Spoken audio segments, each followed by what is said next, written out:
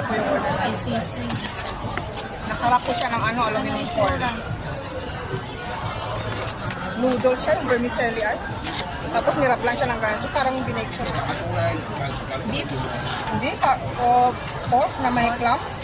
Pork with clams.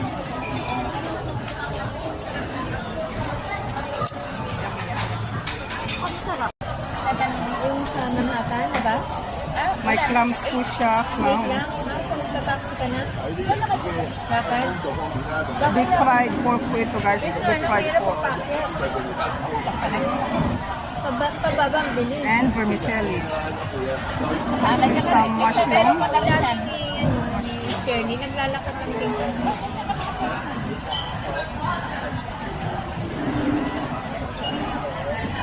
Let's go, kain.